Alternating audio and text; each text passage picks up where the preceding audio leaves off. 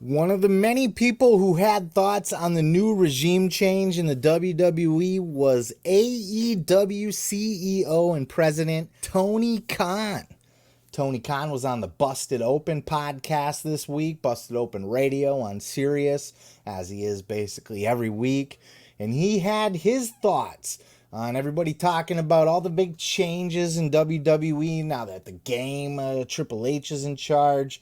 And a lot of people are talking about, including myself, I brought this up as well too last week, that people that left the WWE because they were frustrated with the creative, frustrated with the direction, frustrated with Vince McMahon in general. A lot of those people had a really good relationship with Triple H and NXT. A lot of those people came up through NXT and were used properly and were had a lot of respect for the game Triple H.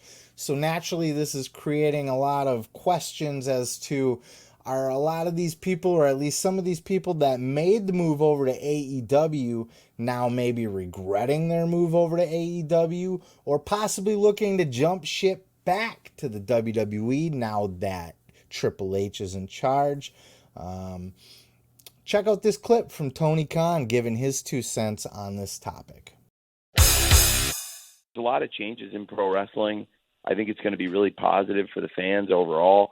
I am a little amused that changes in the competition, people think that it's just going to magically change the landscape. Like some of these accounts, like, Twitter can be a very fun place to follow, but some of the narratives I've seen every day for the last week are really amusing me. Like, I've got people signed here for 5 years, and people think just because the guy, the CEO, the chairman, the head of creative, those positions change in the competition, people I have 5-year contracts with are just magically going to switch teams. Like, good luck with that. Adam Cole is signed into about 2027 now. So I wouldn't expect to see him going anywhere anytime soon. Malachi Black's got like almost 5 years left on his deal. I wouldn't expect to see him going anywhere anytime soon. So just because these guys had some success under a previous administration somewhere else, they're not magically going to be going anywhere up. Yeah, Tony Khan, never short of words, never short of opinions on things. He doesn't seem to think that this is going to affect his business at all. He's quick to say that a lot of these guys that are being speculated to jump back over to the WWE are tied down to multi-year contracts. Specifically, he mentioned Adam Cole and Malachi Black having long-term contracts with AEW. I do feel like just the way that he came off when he reacted to this, he came off a little bit defensive about it, and rightfully so, because I do think that there is some merit to this, and I do think he has some reason to be a little bit salty about it, because I think deep down in his heart of hearts, he does know that he was able to scoop up a lot of these great talents on the free agency market because of Vince McMahon. And he knows that a lot of these people came up under the game, Triple H, and have a lot of respect for Triple H. And that the reasons that everybody wanted to get out of the WWE doesn't seem to be a reason to get out of WWE anymore. At least time will tell, right? We could get a year, 2 years into this and see that nothing's really changed. And it's still the same old BS over there.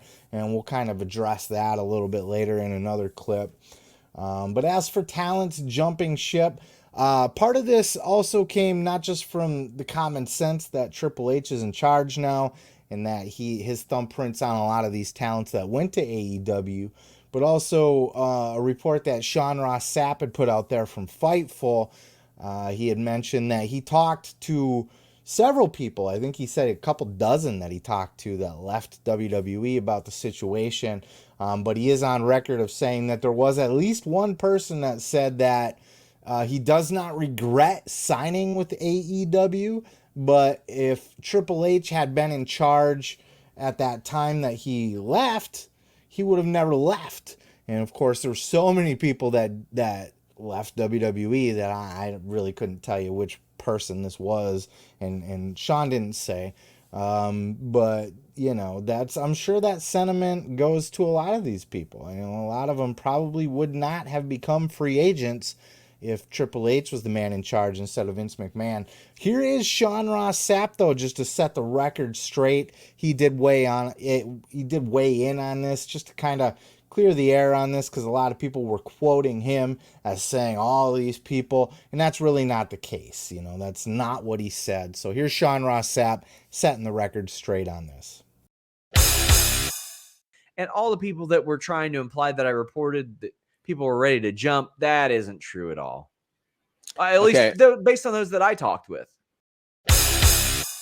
Yeah, so at least one person confirmed to him that they would have never been a free agent if it weren't for Vince McMahon in charge. And like I said, I do think that there's probably other people that feel that same way.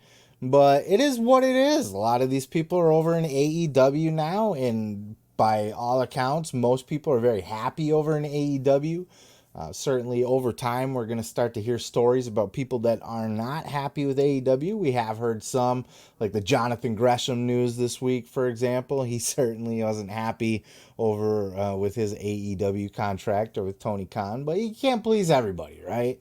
Especially in the wrestling business, everybody's fickle and bitchy and opinionated and high on themselves and marks for themselves and everything else. So this is the wrestling business, and it's going to go both ways. Just because Triple H is in charge now and Stephanie's in charge now, and they're considerably more liked than Vince McMahon, and they have considerably better creative and just better minds for the business at this point in time than Vince McMahon did. And no disrespect to Vince. Vince, what he was able to do with the WWE during his tenure over the last 40 years plus was nothing short of amazing, right? He created some of the biggest stars in wrestling history, paved the way for a lot of people, made the business a household name, made the business a multi-billion-dollar business from, I think he only paid $1 million for the company from his pops. So props to Vince for all he's done, but he was out of touch and his creative sucked, and it was starting to drive people away in droves, not just talent, but fans as well. So with Triple H in charge, I do think things will be better, but that's not to say that it's going to stay that way forever. There's going to be people that don't like Triple H too. Triple H has an ego still. He's chilled out significantly from the days where he used to sit in on all the production meetings and bury everybody and put himself over and all that other stuff. All the things we used to hear about Triple H, all the things we used to hear him say on TV. And even now there's a little bit of that. It was just a couple years ago that he said with AEW that he's going to bury that pissant company too, or we're going to own that pissant company in a couple years. And you know what? When it's all said and done, WWE, if AEW ever does flop, certainly WWE is going to be there to scoop up the pieces and add it to the Peacock network, I'm sure, along with a Ring of Honor. But I do think Tony Khan's going to last a little bit longer in the wrestling business than people give him credit for. But time will tell again for that as well. But like I said, people are going to go both ways always. There are going to be people that are frustrated with their spot in WWE. And even when that happens, like right now, WWE has a wide open roster. A lot of people were cut, a lot of people were fired, and now there is room to start to bring some people back into the fold. And AEW is very crowded, and AEW is going to be hard for a lot of these guys to be able to make their way to the top. And they might see an opening in WWE if they're able to jump ship. Much like Cody Rhodes, Cody picked the perfect time. There was Roman Reigns, and then there was pick your 90s and early 2000s wrestler that they bring back for special events like Goldberg or Brock Lesnar. And, then even below that was Seth Rollins, which isn't, he can be a main eventer, but I wouldn't say he's a major draw for the company. It was a perfect spot for Cody Rhodes to jump ship and just dive right into the main event picture. And then there's going to be room for other people to do that as well. But over time, once WWE gets crowded, once Triple H starts, not seeing it in people or getting in beefs with people backstage or whatever over his own ego, there's going to be people that are going to be going back and forth the whole time. And we've seen this time and time again in the wrestling business. And it's good. That's good. That's healthy for the wrestling business that there's places for everybody to work, somewhere for somebody to jump ship to if they're not happy or they think they're capable of more or they just want a fresh start. So I think the business is in a very healthy place. I don't think anybody's in danger of going out of business or losing all their talent or anything like that. I think that's all hogwash. I think it's just we're on the precipice. You like that word? Precipice? Precipice. We're on the precipice of a hot product right now. I think we're going to see another boom period. I said that last week. And barring any major pandemics happening again, pandemic 2.0, where everything gets shut down again and kind of kills the business again for a little while, I think we're going to see a very hot product on all sides across the board. So excited to see it and excited to see what the future holds for both companies as the competition increases and things get hot. Oh yeah, thanks for checking out the video. Yeah, don't forget to subscribe.